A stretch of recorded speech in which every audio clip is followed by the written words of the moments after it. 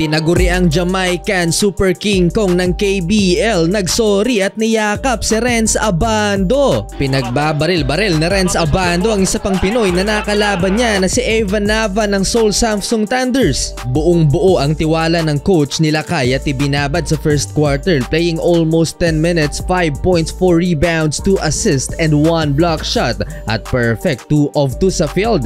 Simulang-simula mga idol, gusto agad mag-showtime ni Renz Abando.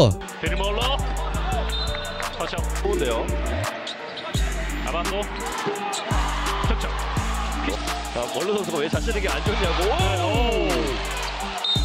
Tambak ang Thunders 26-14 end of first quarter. Eto na namang si Kofi Cockburn ang nakalaban nila Kai. Ang malahok na import ng kalaban, bato-bato ang katawan. Solid kung mangaldag to mga idol, 8 points sa first quarter.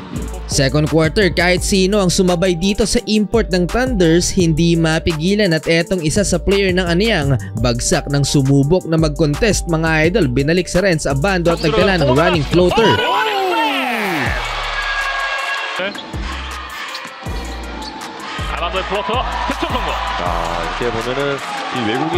Pero 6-minute mark sa quarter na to, dumakdak sa harap nila Kai si Kofi Cockburn at hindi na sumubok pa na butatain ng malatrak na kalaban. Sa mga sumunod na possession, hindi maganda to nang sabayan na Renz Abando ang kalabang import at nagsalpukan ng kanilang mga tuhod sa ere. Lugi sa laki si Renz Abando at ininda nila Kai ang pagkakabangga sa kanya. Niyakap naman ni Cockburn si Renz after ng play na yan, pero bumalik sa upuan na iika-ika si kabayan. Okay naman si Renz Abando, hindi seryoso ang naging injury at walang major damage sa kanyang tuhod. Nakaiwas sa malalang injury sila Kai natapos ang first half 46-39, lamang pa rin ang aniyang Red Boosters.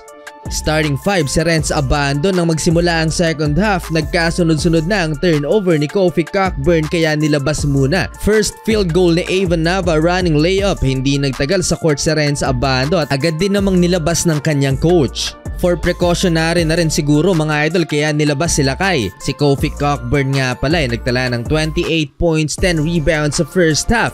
Tinagurian siyang Jamaican Super King Kong import sa KBL dahil sa lakas at bato-batong katawan. Naging 3 na lang sana ang lamang ng Red Boosters pero nag-run pa sa last 2 minutes at muling lumobo sa 12 points ang lamang ng Red Boosters, 64-52. End of third quarter, nasa upuan lang si Renz.